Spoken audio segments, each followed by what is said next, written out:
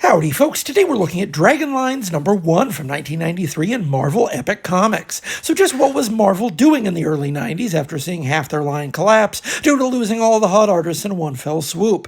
Well, one of the first things they did in response to being called out for poor labor practices was an attempt at reinvigorating the Epic line, leading to the ill-fated Heavy Hitters promotion, of which our specimen today is an example. In fairness, it must be said, Epic was a good imprint and the industry was better for it existing. Marvel used to be the American publisher for artists like Mobius, Katsuhiro Otomo, and Sergio Aragones. Epic allowed them to do this, maintaining a presence as a serious publisher of top-line cartoonists who had no interest in signing work-for-hire contracts to draw Spider-Man. I can't help but think Marvel would be in a better place today if they still published a diverse array of prestigious foreign material, especially given just how dominated the American market came to be by precisely that kind of foreign material. But in terms of publishing new creator-owned material by American artists, Epic by the early 90s was no longer fit for purposes to mount any kind of successful counter-revolution to the image insurgency. And for proof, we must look to the heavy hitters. Were there good comics published under these auspices? Sure.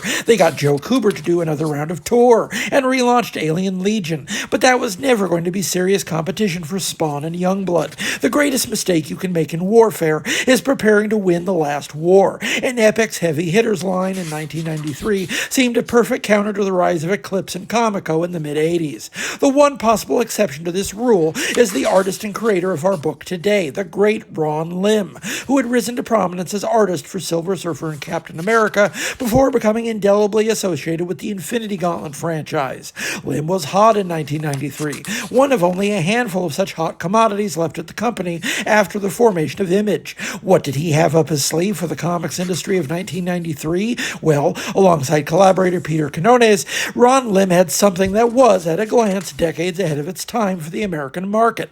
Magical martial arts adventures set in a high-tech future and featuring a strong thematic connection to the milestone Chinese novel Journey to the West. If that sounds familiar now, I can only assure you, no one in the United States circa the winter of 1993 had any idea who Akira Toriyama was, except clearly for Ron Lim, who saw a completely different future coming down the pike.